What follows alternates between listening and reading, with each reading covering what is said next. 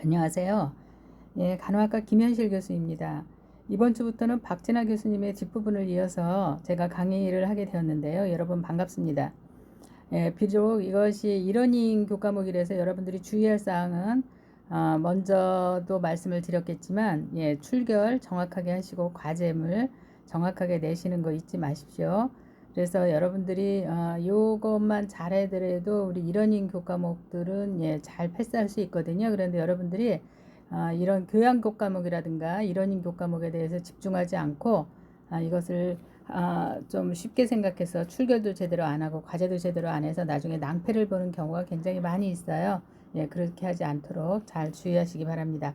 지난 시간까지는 여러분이 창업에 대한 전반적인 이론에 대해서 배웠을 텐데요. 이번 시간부터는 실제로 창업을 위한 여러 가지 아이디어나 계획서를 작성해서 발표하는 시간을 갖도록 하겠습니다. 실제로 9주차부터는 여러분이 이제 팀 활동도 하고 어떻게 창업을 준비할까 계획해야 할 텐데요.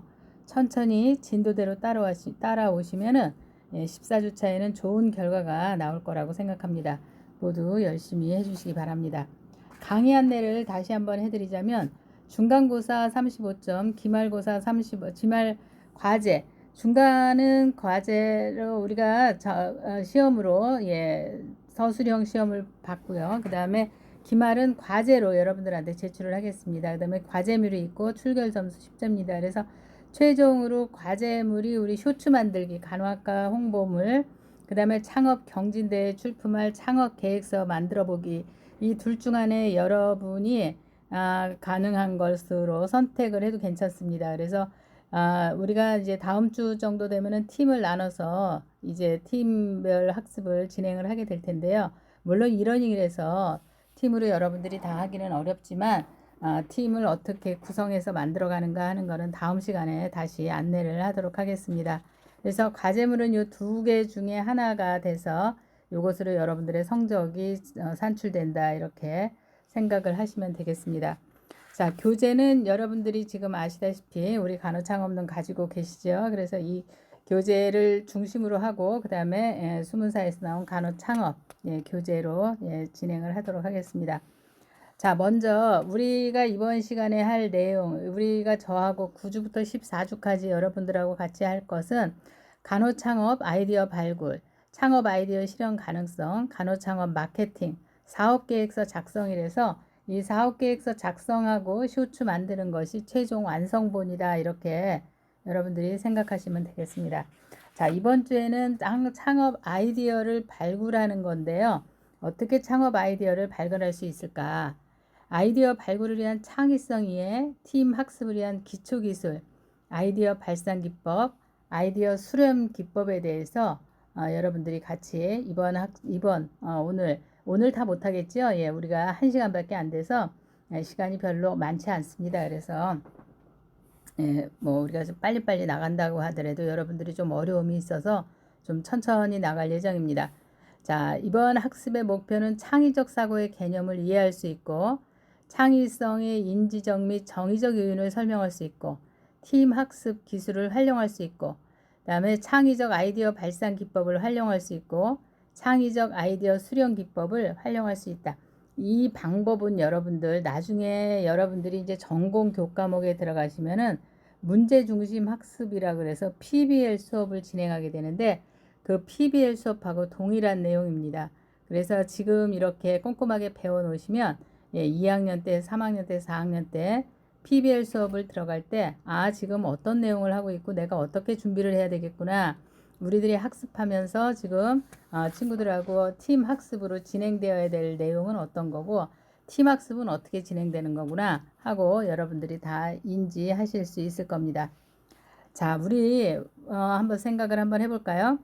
사람들이 우리는 뭔가 생각을 하거나 새로운 것이 없어요 라고 얘기하면 이런 얘기 많이 하죠. 어디 새로운 아이디어 좀 없을까요? 누구 색다른 아이디어 좀 내보세요.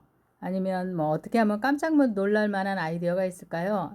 그렇게 근데 다른 사람들은 또 좋은 생각도 많이 하고 그러는 것 같은데 나는 좋은 생각이 별로 없는 것 같아요.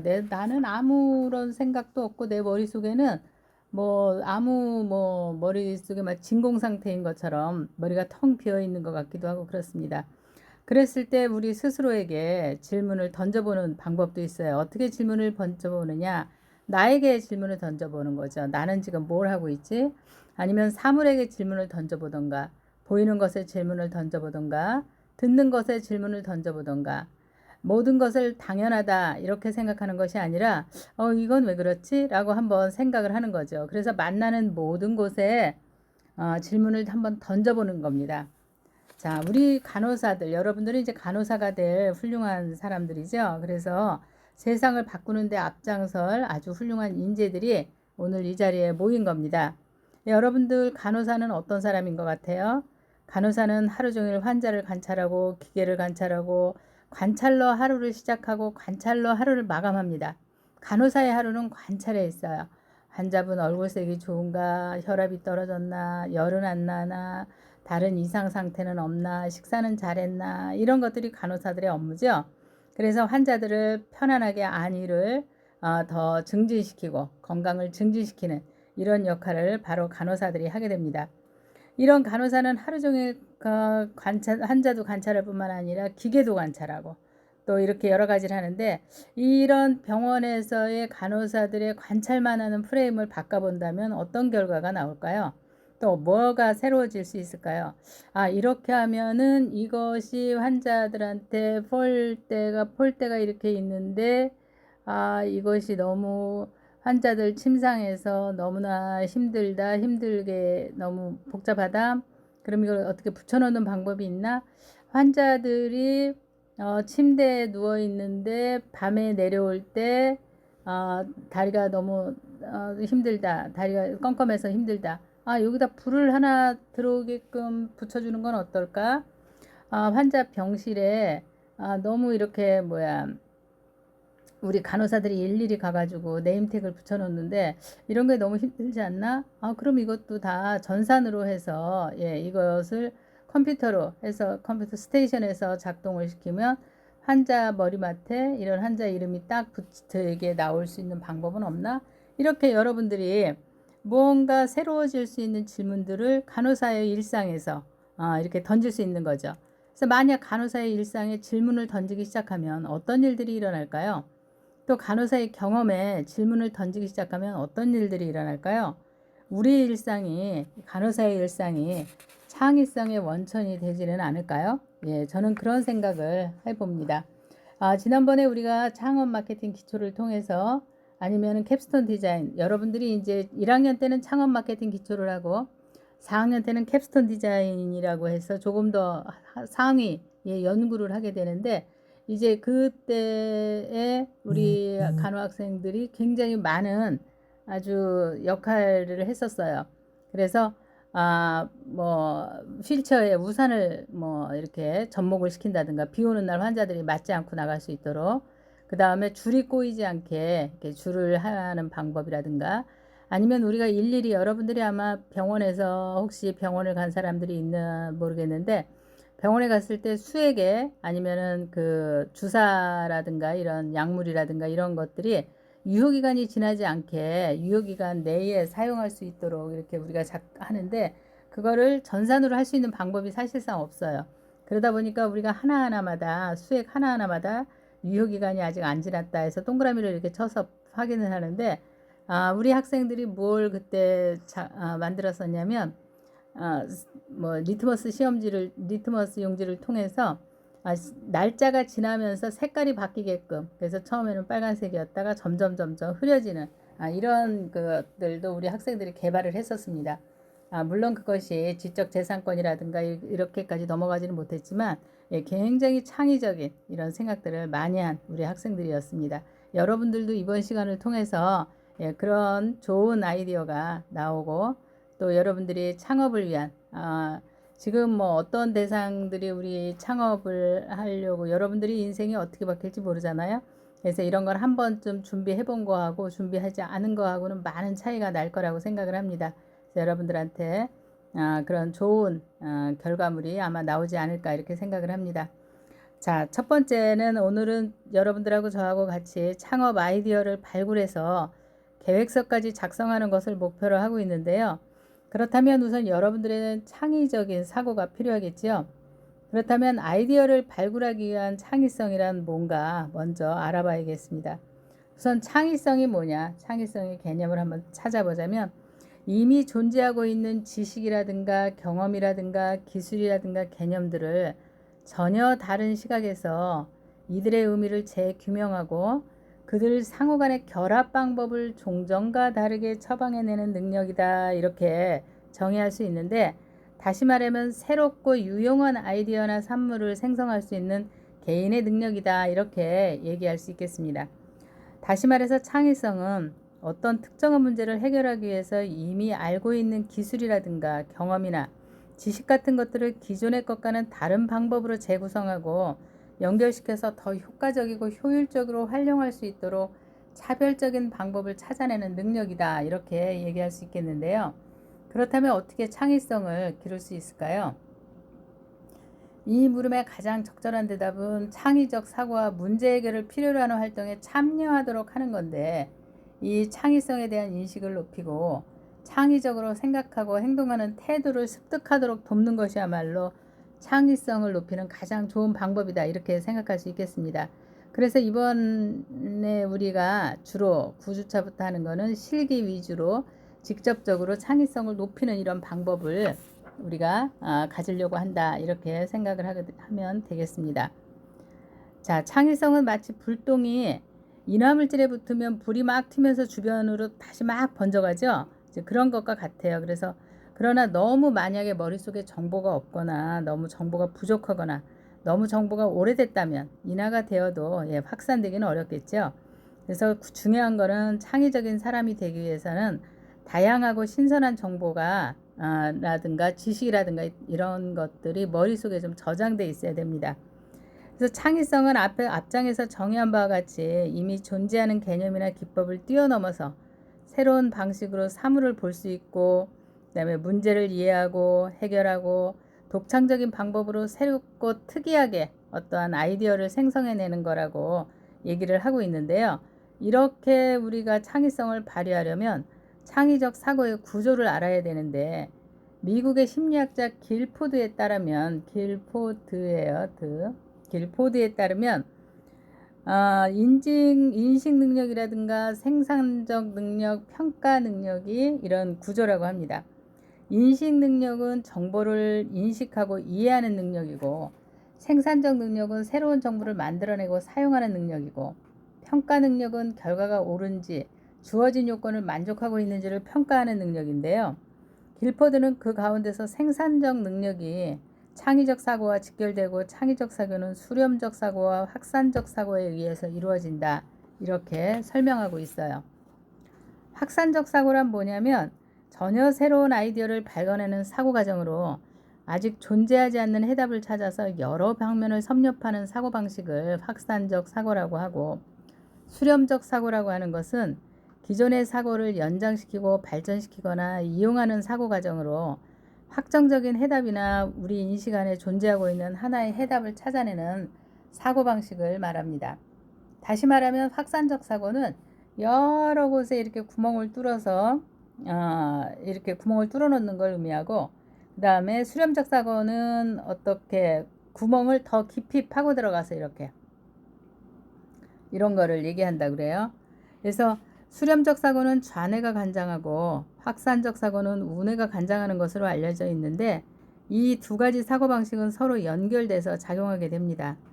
어떤 개인이 확산적인 사고를 하면 새로운 방식이나 아이디어를 추구하기 위해서 기존의 것과는 다른 대안들을 모색하면서 여러 대안들을 마련하게 되는데, 그 다음에는 대안들을 하나하나 평가하고 비교하고 검토하고 추론하는 이런 논리적인 과정을 통해서 궁극적으로는 한 가지 구체적인 해결안을 찾는 수렴적 사고를 한다는 말이에요.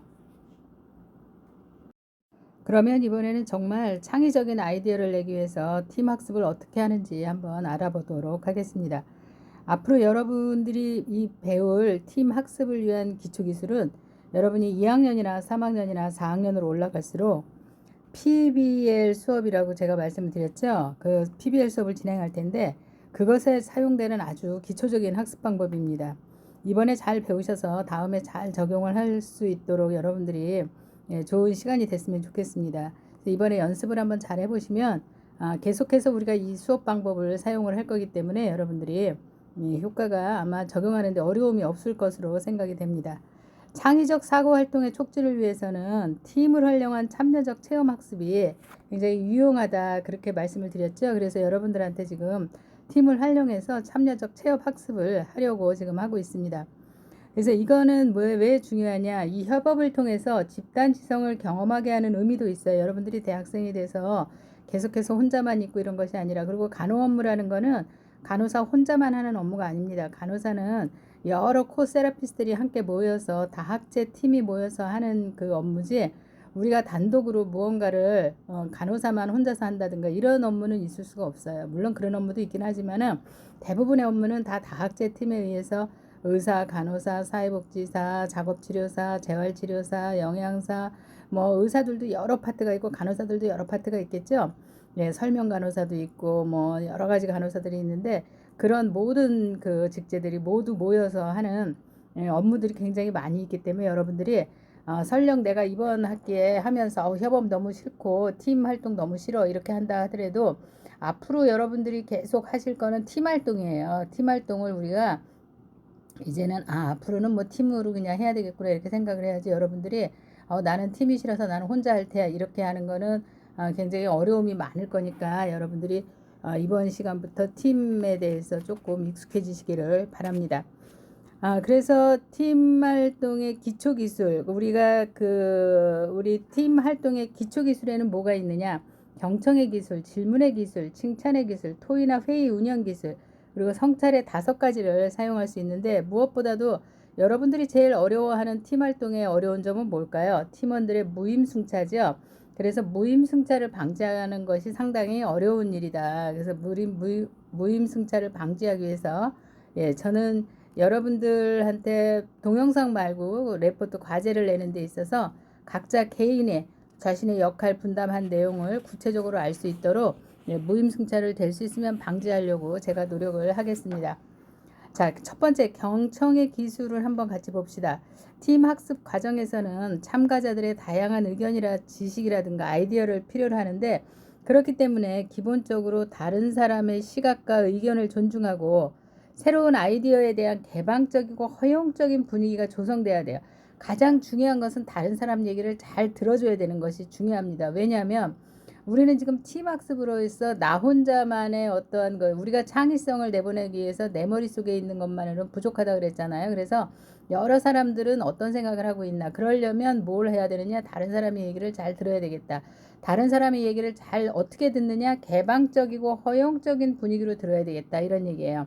그래서 경청이란 상대방이 말하는 내용뿐만 아니라 그 내면에 있는 것, 언어에 나타나지 않는 것, 우리가 문자적이지 않은 것, 문자로 표현되지 않은 것, 상대방의 감정 등을 공감적으로 깊이 듣고 이해한 바를 상대방에게 확인시켜주는 자세로 상대방의 언어적, 비언어적 의사소통을 지각하고 어떻게 말하고 있구나, 말하는 사람과 함께 느끼고 생각하며 그 사람의 의미나 존재를 받아들이려고 하는 적극적인 행위를 우리가 경청이다 이렇게 얘기합니다. 우리가 2학년에 올라가서는 인간관계와 의사소통을 배울 텐데, 근데 경청의 여러 가지 요소에 대해서 배울 텐데, 여러분들이 경청은 소극적으로 여러분들이 응 하는 것이 아니라 그 사람이 말하지 않는 것까지 표현해서 그것까지도 들으려고 하는 노력까지가 경청이다라는 거를 이번 시간에 말씀을 드립니다.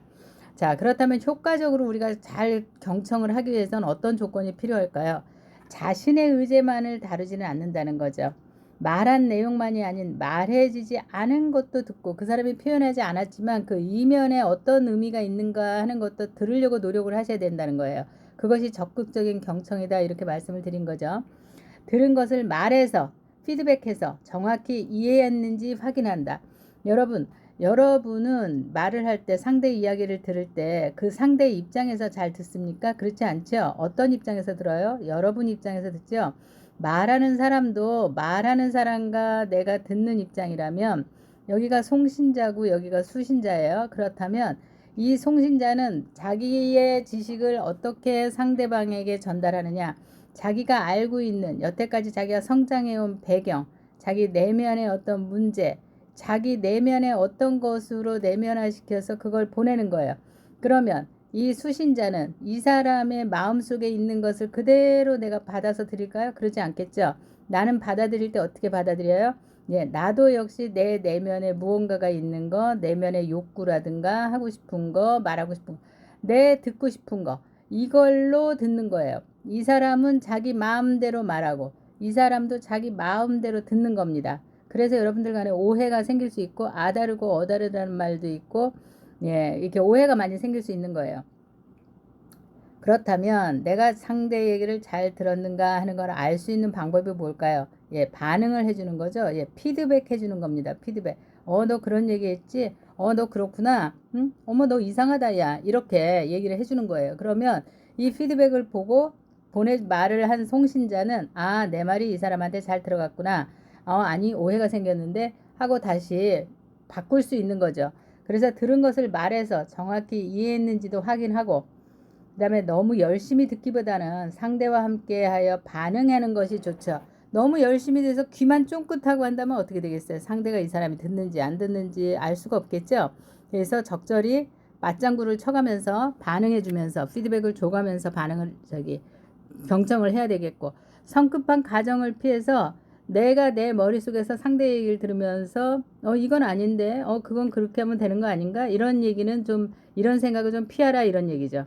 그다음에 상대가 말을 하는 동안에 어떻게 반응할지 생각하지 않고 우리 보통 상대가 말할 때 여러분들 무슨 생각합니까? 요 사람 말이 끝나면 나는 어떤 말로 대답을 하지? 이렇게 생각 많이 하고 있지 않습니까? 그러니까 그런 거 하지 말자는 얘기예요. 당신이 듣고 파악한 내용을 한 문장으로 종합해서 대화 중에 기회를 봐서 자연스럽게 얘기한다. 전체적으로 요약 정리를 해주라는 말입니다. 지금 우리가 지금 쇼츠에 대해서 발표하려고 그러는데 지금 우리 학교의 간호학과에 온라인에 올라가서 사진 게시판에 올라가서 사진들을 좀 정리해서 보면은 더 좋은 효과가 있을 것 같다라는 말씀을 하신 거죠. 하고 상대가 어떤 이야기를 많이 했을 때 그것의 핵심적인 내용을 요약 정리해 주면서 하게 되면 더 효과적으로 들을 수 있습니다. 그래서 경청을 잘하기 위해서는 또 어떤 기술이 필요하냐 여러분. 경청을 여러분들이 귀만 열어놓고 있다고 아니면 응응 소리만 내서 네네네 소리만 한다고 해서 경청이 되는 걸까요? 그러지 않겠죠. 가장 중요한 것은 뭐냐, 이야기하는 사람을 향해 몸을 틀어주는 거예요. 이야기하는 사람이 있는데 내가 만약 딴 쪽을 보고 있다거나 책상 바닥만 보고 있다거나 땅바닥만 보고 있다거나 그러면 어떻게 될까요? 상대가 과연 내가 아이 컨택이 되지 않는 상황에서 상대가 나의 이야기를 잘 듣고 있다, 우리가 이렇게 생각할 수 있을까요? 그러지 않겠죠. 예. 그래서 여러분들이 상대와 대화를 할 때는 상대와 아이 컨택을 적절히 하면서 그다음에 상대를 향해서 몸을 바꿔줘야 되겠죠. 전에 이런 일이 있었어요. 원장님 환자분이 간호사실에 와서 뭔가 얘기를 하고 있었는데 이 간호사가 너무 바빴던 거죠.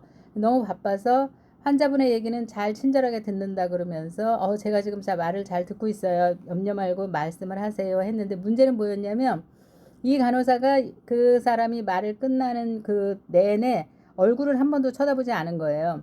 그랬더니 이 환자가 말을 다 하고 나서 나중에 원장님한테 가서 아니 이렇게 불친절하고 무례한 간호사가 있느냐 그래서 항의를 해서 간호부장님이 어떻게 된 일이냐 하고 쫓아 내려왔던 적이 있었는데 그 간호사한테 물어봤더니 그 간호사는 저는 전혀 문제가 없었는데요 라고 대답을 하는 거예요. 근데 환자는 너무너무 많이 화가 났다. 왜 이런 일이 벌어졌느냐 해서 사태를 알아봤더니 간호사가 그날 너무 응급 환자 때문에 바빠서 환자의 얘기를 들어주는데 자기의 손과 눈은 계속 그 컴퓨터 자판을 두드리면서 업무 처리를 하고 있었던 거예요. 그러면서도 말은 이제 제가 다 듣고 있으니까 다 처리해 드릴게요 하면서 공손하게 했지만 환자는 자기 얼굴을 이야기하는 동안 한 번도 쳐다보지 않았다 그래서 자존심이 몹시 상하고 간호사를 무례하다고 생각을 했던 거죠. 그래서 이렇게 크레임을 걸었던 적이 있었습니다.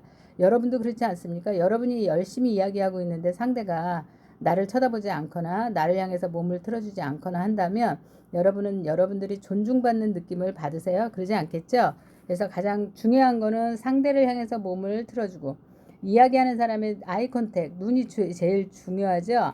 눈이 마음의 창이잖아요. 여러분들이 상대가 진실을 얘기하는지 거짓을 얘기하는지 예, 눈을 통해서 그 사람을 알 수 있는데, 그래서 눈을 아이 컨택을 꼭 해야 됩니다. 근데 아이 컨택을 한다 그랬을 때 너무 빤히 쳐다본다거나 이러는 거는 너무 지속적으로 쳐다본다거나 이건 바람직하지 않겠죠. 적당히 눈길을 왔다 갔다 하면서 예, 이렇게 하는 것이 좋습니다. 그리고 이야기를 듣고 반응이 필요한 부분에서 고개를 끄덕이고 맞장구를 쳐주기라는 거죠. 그래서 공감을 표현하기 위해서 아 하고 무릎도 한번 쳐주고, 이야기를 듣고 반응에 무릎을 한번 쳐주고, 예, 요렇게 하면은 여러분들이 조금 더 적극적으로 경청을 할 수 있는 이런 기술을 익히게 되는 겁니다. 자, 여러분 지금 누구랑 같이 있으세요? 예, 친구들하고 같이 있나요? 만약에 친구들하고 같이 있다면 세 분이 한번 짝이 돼 보세요. 그래서 한 분은 말하는 사람이 되고, 한 분은 듣는 사람이 되고, 한 분은 관찰자가 되어서 한번 해보세요. 오늘 일에 대해서 오늘 수업이 어땠는지, 아니면 오늘 학교에 와서 우리 지금까지 있는 동안에 8주간 있는 동안에 학교의 분위기, 학교에 적응하는 게 어땠는지, 장점은 뭐고 장점은 뭔지에 대해서 한 2, 3분간 예, 말씀을 한번 해주세요. 그러면 듣는 수신자는 이 사람의 얘기를 다 잘 들어주는데 아까 뭐를 이용해서 들어줘요? 경청 기술을 이용해서 한번 들어주는 겁니다. 그러면 관찰자는 뭘 할까요? 네. 이 말하는 사람이 아까 제대로 말을 자기 주제만 얘기하든가 이렇게 선입관을 갖고 얘기하는가 이런 것들을 잘 봐주고, 수신자가 제대로 예, 경청을 하고 있는가 이런 것들을 좀 봐주면 되겠죠. 그래서 여러분들이 한번 같이 세 명이 짝이 되어서 한번 연습을 해보는 것도 좋을 것 같습니다. 자, 그 다음에는 질문의 기술이 필요하죠. 우리가 지금 하고자 하는 거는 뭐냐? 아이디어를, 예, 창의적인 아이디어를 내자는 거예요. 아까 첫 번째 제가 우리 수업 들어오면서 나는 누굴까? 나는 뭘 할까? 나는 어떻게 변화할까? 저거는 뭘까? 사물은 뭘까? 여러 가지에 대해서 질문을 하자 그랬는데, 그리고 우리 간호사의 업무 자체가 다 관찰인데 이것을 질문으로 바꿔보면 어떨까? 이런 얘기를 했잖아요. 예, 질문하는 거 굉장히 중요하죠. 어렵습니다. 예, 질문하는 것이 너무너무 어려워서 사실은 질문하라 그러면 여러분들 어떻게 해야 돼? 다 고개 숙이고 저희도 마찬가지입니다. 그래서 이 강력하고 도전적인 질문을 하는 능력은 과학이자 예술이라고도 할 수 있는데, 이 질문법을 알면 눈부신 성과를 올릴 수 있지만 질문을 잘못하면 어때요? 오히려 예, 학습에 방해가 될 수 있겠죠. 그래서 과학적 탐구하고 질문법이 하나가 될 때 훌륭한 질문은 위대한 질문이 된다 이렇게 얘기할 수도 있겠습니다. 그래서 현명한 사람은 무엇이 잘못됐는지 묻지 않는다 그래요. 오히려 뭐가 잘 됐는지, 무엇이 가능하고 개선안이 뭔지 이런 거, 또 무엇이 장점이고 어떤 가능성이 있는지, 또 대처 방안은 뭔지, 성공을 유지하는 방안은 뭔지, 우리가 배울 점은 뭔지, 이렇게 이런 것들을 우리가 물어본다고 하는데요. 그래서 잘못된 것만 자꾸 하는 것이 아니라 열린 마음과 긍정적인 태도를 가진 이 팀장이 이런 질문을 폭넓은 대답을 자극할 수 있는 질문을 한다면, 예, 그 뭐예요? 예, 어떤 질문이 그러면 더 이제 훌륭한 질문을 만들어낼 수 있겠죠. 그러면 어떤 질문이 훌륭한 질문이라고 우리가 얘기할 수 있을까요? 그것은 성찰이라든가 아니면은 양질의 학습을 이끌어내는 그런 질문이 훌륭한 질문이다, 뛰어난 질문이다 이렇게 얘기할 수 있겠습니다. 그러면 또 여기서 우리가 효과적으로 질문할 수 있는 방법을 한번 얘기해 볼까요? 서술형으로 말하는 습관을 버린다. 우리가 좀 감정적으로 쭉 늘어나서 줄줄줄줄 얘기하는 거 이렇게 그래서 기승전결로만 이렇게 얘기하지 말고, 그 다음에 해결책을 스스로 찾는데 도움이 되는 질문을 하고, 본인이 생각하는 결론으로 이끄는 질문은 피한다. 답정너 있죠? 우리가 답을 다 알려놓고 하는 거, 그런 걸 하지 말라는 얘기예요. 중립적이고 판단적이지 않은 용어를 사용하고, 우리가 무슨 생각을 하는데 그건 그렇지 않아? 그렇지요? 이건 그거지요? 라고 이렇게 얘기하지 않는 겁니다. 언제 닫힌 질문을 할지, 언제 열린 질문을 할지를 안다죠, 안다. 적절히 질문을 하기 위해서는 꼭 개방적인 질문이 중요한 건 아니죠. 때로는 폐쇄적인 질문도 필요합니다. 여러분, 닫힌 질문은 폐쇄적인 질문이라고 그러고 열린 질문은 개방형 질문이라고 그래요. 이게 뭔 소리냐면, 개방형 질문이라는 것은 우리가 답을 주지 않는 거예요. 그 사람이 상대방이 답을 하게끔. 가령 오늘 날씨 너무 춥지? 그러면은 뭐라고 대답할 수 있죠? 아니야, 안 추워. 이렇게 둘로 대답할 수 있죠. 네, 아니요로 요렇게 해서 답을 낼 수 있는 거는 폐쇄형 질문입니다. 폐쇄형 질문. 그런데 오늘 날씨 어때요? 이렇게 얘기하면은 뭐라고 얘기할까요? 오늘 날이 너무 추워서 영하 14도나 돼서 너무 추워서 학생들이 너무 감기 걸리지 않을까 봐 걱정이네요. 너무 추워서 옷을 꽁꽁 싸매고 왔어요. 이렇게 여러 가지 춥다부터 시작해서 여러 가지 생활에 관한 이야기, 여러 이야기들이 막 나올 수 있겠죠. 그것을 개방형 질문이라고 합니다. 그래서 어떤 것도 다 필요해요. 물론 이제 우리가 얘기할 때는 개방형 질문을 많이 사용하라 그러지만 때로는 폐쇄형 질문도 필요할 때가 있습니다. 그 다음에 자주 묻는 질문 리스트를 만들고 연습에서 연습을 많이 해서 이 스킬을 우리가 연습을 때로는 이런 질문들을 몇 가지는 자기 머릿속에 가지고 있는 게 좋아요. 그래서 사람들이 질문하세요. 그러면 요새 날씨는 어떻습니까? 요새 지내는 건 어떻습니까? 이렇게 그냥 생각하지 않아도 그냥 나오게끔 몇 가지 정도는 여러분들 머릿속에 가지고 있는 게 좋습니다. 네, 3번 이상 동일한 질문을 하지 않는다. 똑같은 질문, 비슷한 질문을 유사하게 계속하면 어때요? 상대방이 너무 어려워지겠죠? 자, 그럼 효과적으로 대답을 이끄는 질문은 또 어떤가요? 어떻게 또 대답을 잘 이끌어낼 수 있을까요? 예를 들어서 그걸 다른 방식으로도 할 수 있을까요? 우리가 생각할 수 있는 다른 대안은 뭘까요? 우리가 그간 사용하지 않은 자원은 뭘까요? 우리가 그렇게 한다면 어떤 결과가 생길까요? 우리가 전혀 손 쓰지 않는다면 어떻게 될까요? 다른 대안이 있나요? 뭐에 대해서 생각해 본 적이 있습니까? 이렇게 얘기하는 거예요. 여러분, 제가 때로 우리 학생들한테 무슨 얘기를 많이 해주냐면 여러분들이 1학년에 들어와서 지금 굉장히 학교 생활이 낯설고 힘들고 그다음에 어려운 점도 많고 그래서 사람들한테 문의를 해야 될 때가 많아요. 그러면 사람들이 문의를 해서 이거는 어떻게 된 건가요? 그러면 네, 그건 아닙니다. 예, 그렇습니다. 이렇게 우리가 보통 보면 폐쇄적인 질문을 많이 사용하기 때문에 상대방도 폐쇄적으로 질문을 하게 돼요. 그러면 우리 학생들이 그 안 되는구나 아니면 그만이구나 하고 전화를 끊고 또 이렇게 다른 불이익을 받는 경우도 있거든요. 그럴 때 제가 이런 효과적으로 대답을 이끄는 질문에 대해서 설명을 해줍니다.